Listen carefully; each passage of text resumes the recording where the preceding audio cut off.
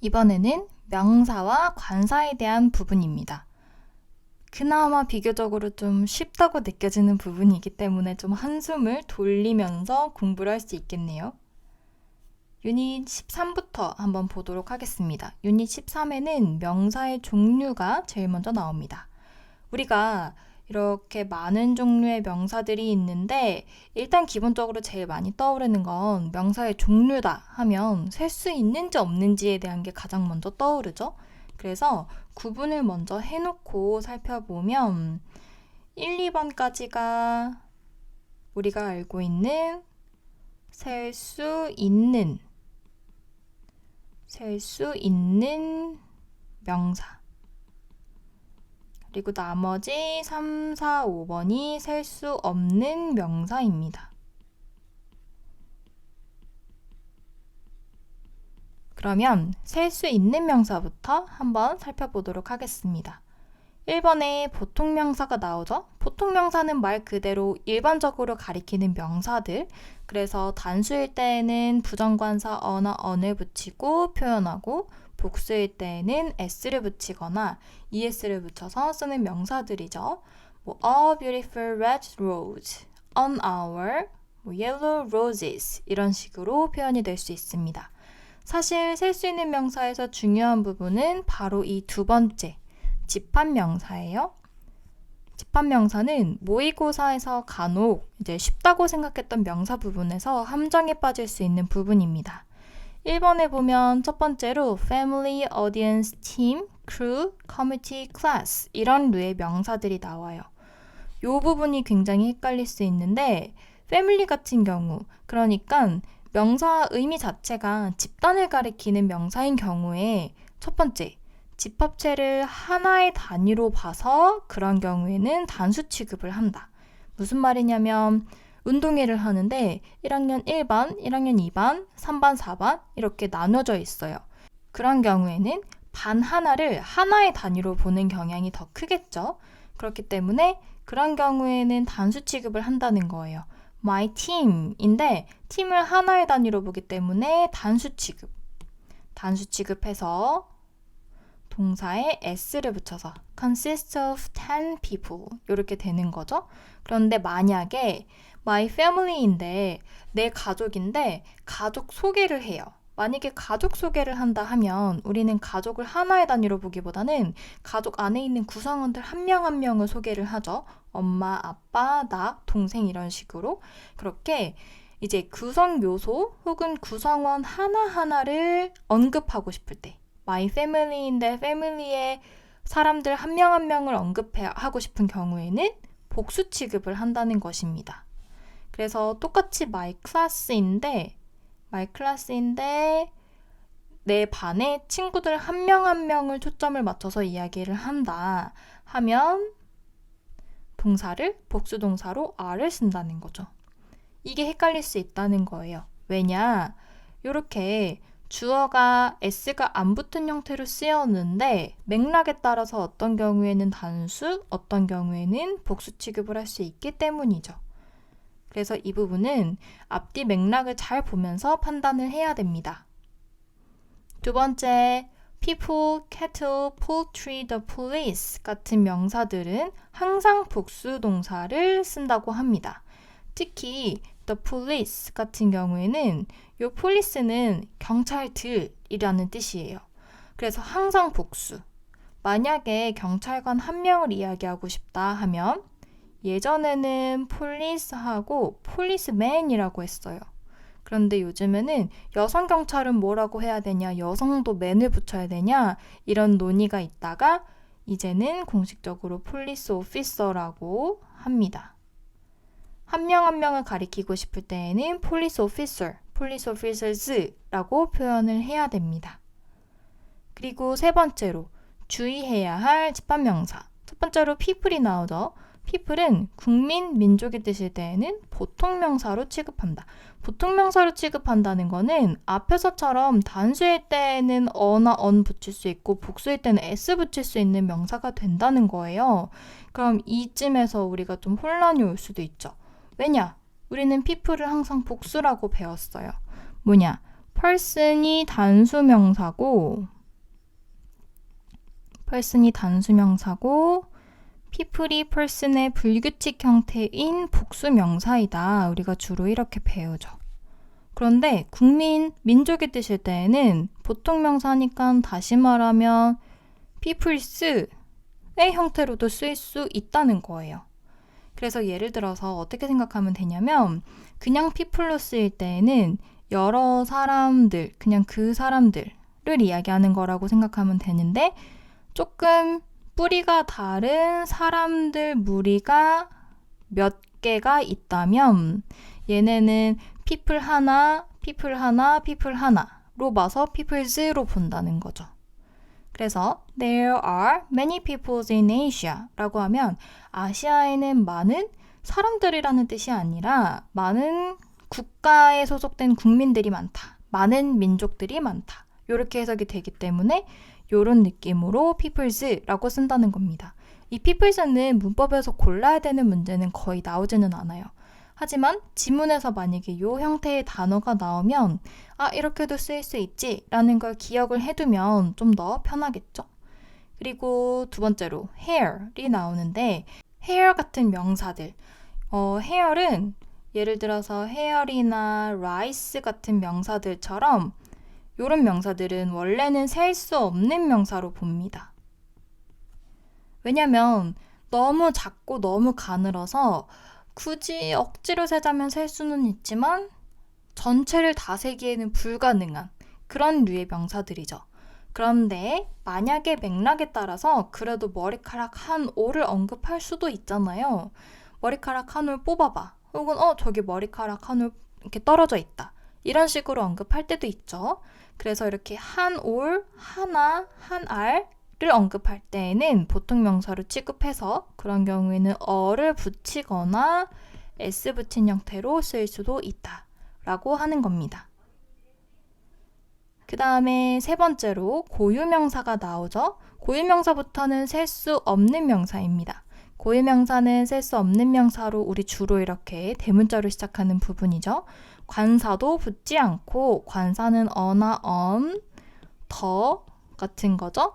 복수형으로 만들 수도 없으며 첫 글자는 대문자로 씁니다. 라고 이야기를 합니다. Mary is going to leave for Paris this Monday. 여기에 나오는 대문자들이 다 고유명사인 거죠. 근데 CF를 보면 예외가 하나 나와요. There are two Janes in my class. 우리 반에 제인이 2명 있어.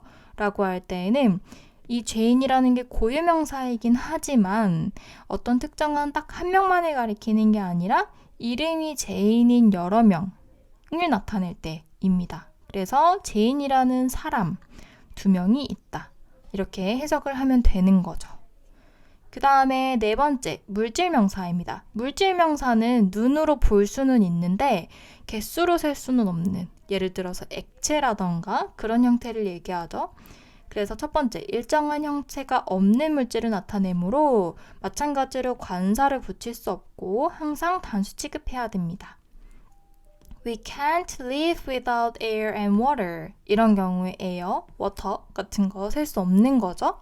furniture, 약간 furniture처럼 약간의 문화 차이가 있을 수 있어요. 가구 우리는 셀 수 있다고 또 왠지 될 것 같은데, 셀 수 있을 것 같은데 영어에선 셀 수 없다고 하죠. 이런 문화 차이가 있을 수 있기 때문에 따로 이런 부분들을 기억을 해둬야 됩니다. much, little, some, any, no 등과 같은 양을 나타낸다라는 게 대표적인 물질명사의 특징이죠.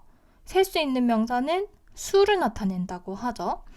양을 나타내는 형용사를 써서 많고 적음을 나타낼 수 있다는 거예요. There's some butter left. 약간의 버터가 남아있는데 but no more bread. bread는 없다. The chicken soup had too little salt in it. 소금이 너무 적게 들어가 있다. 이런 식으로 꾸밈을 받을 수 있습니다. 세 번째, 수로 나타내는 경우에는 요거 우리 단위명사라고 하죠. 수사 플러스 단위명사 플러스 오브 물질명사. 이게 뭐야? 너무 공식이 어려워 보이죠? 하지만 예문을 보면 우리 다 아는 거예요. 예를 들어서 water를 양을 얼만큼인지를 알 수가 없으면 의사소통하는데 좀 번거로움이 있겠죠. 그런 경우에 단위명사 a glass of 수사라는 건 하나면 뭐 두 개면 two, 두 컵이면 two, three, four 이런 걸 나타내는 거예요. 그리고 he gave me a piece of furniture 가구도 이렇게 a piece of 라는 단위명사를 쓴다는 것입니다. 그 다음에 네 번째 물질의 종류, 제품 등을 나타내는 경우에는 관사를 붙일 수 있고 복수형도 가능하다.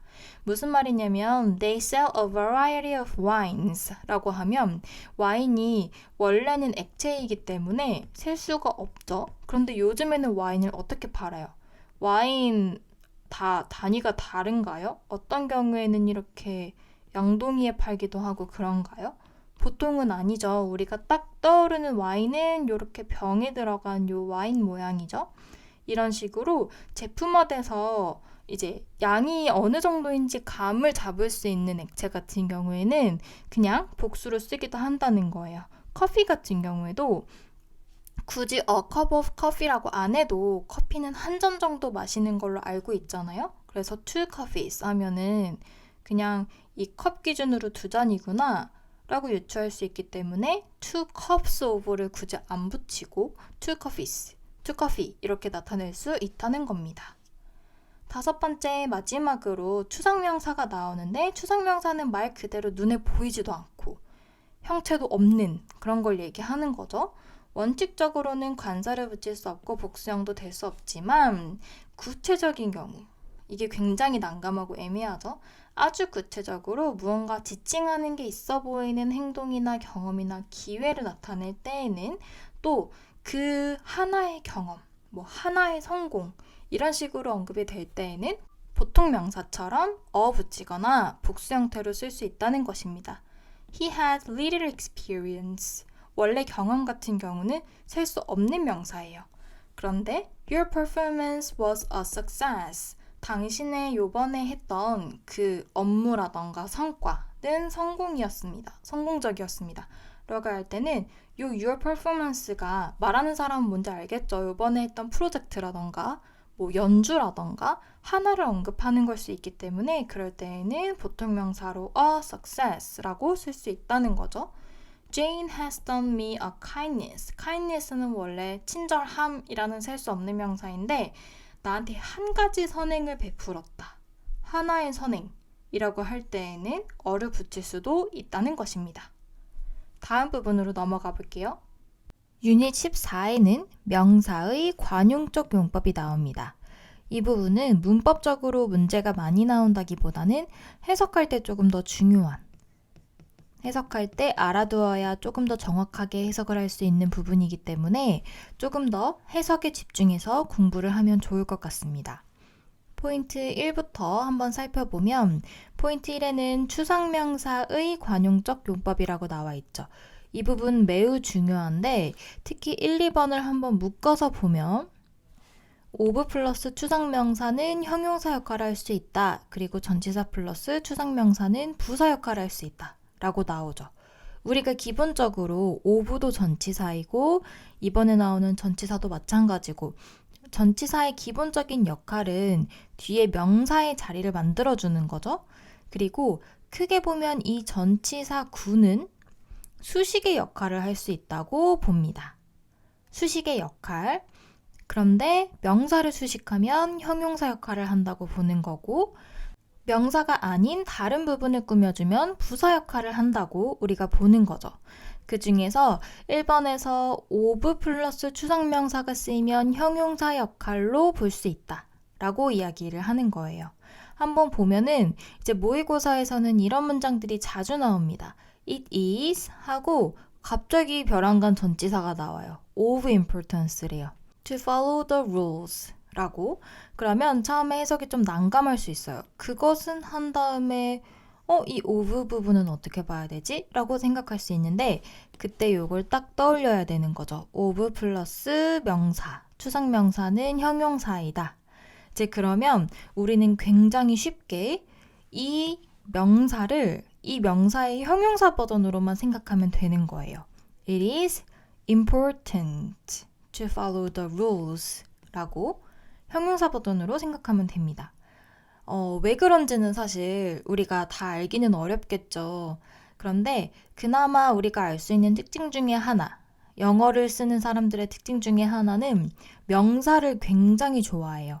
그래서 우리 나 노래 잘해 라고 할 때에도 우리는 I sing well 이라고 생각을 하게 되는데 실제로 영어에서는 I am a good singer 이런 식으로 쓰잖아요. 우리는 보통 singer 하면 직업적인 가수만 생각하는데 이제 그 사람들은 노래를 잘한다는 표현도 명사화 시켜서 표현을 하잖아요.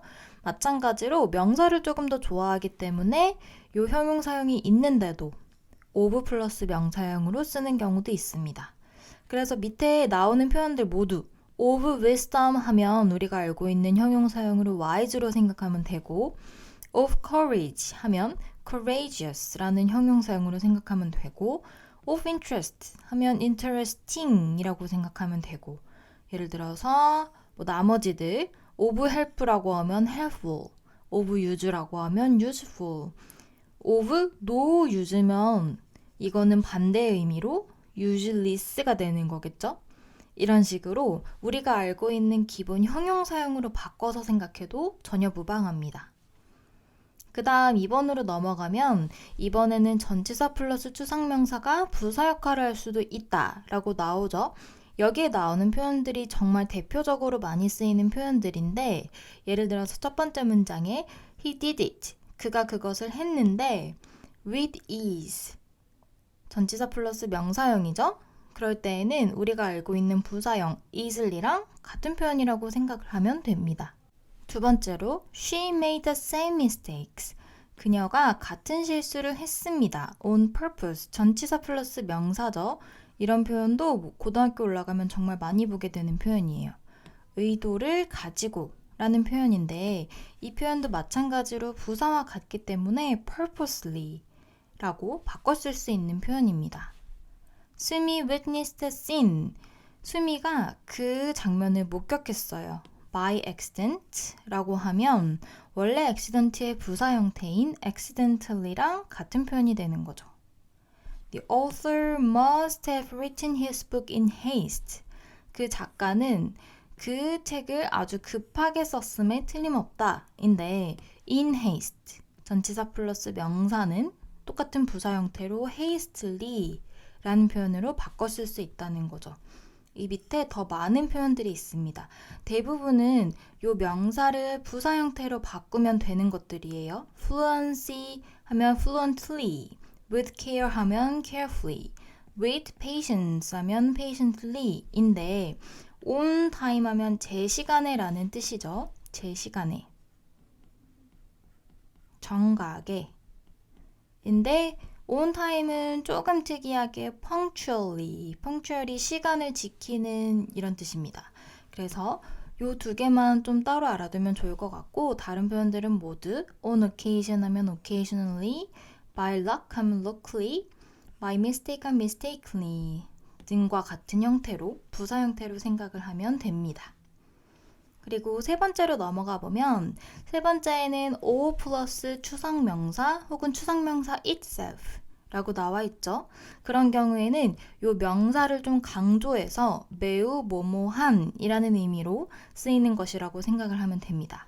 그래서 he is all kindness 하면 all 다음에 추상명사가 왔죠. 그러면 형용사의 느낌인데 강조를 하는 형용사의 느낌이라서 he is kindness itself. 그는 친절함 그 자체야 의 의미니까 매우 친절하다는 의미. 그래서 he is very kind가 되는 거죠. 여기 밑에도 보면 all ears 하면 귀 그 자체야 라는 건 굉장히 잘 듣는다는 표현이죠. 그래서 very attentive. 그리고 all smiles 하면 항상 웃어. 웃는 거 그 자체야 라고 하면 항상 행복해한다. 그리고 he is all thumbs 하면 모두 엄지손가락이래요. 그래서 손재주가 없다 라는 뜻이 됩니다. 그 다음 포인트 2로 넘어가 보겠습니다. 포인트 2는 명사의 기능 전환입니다.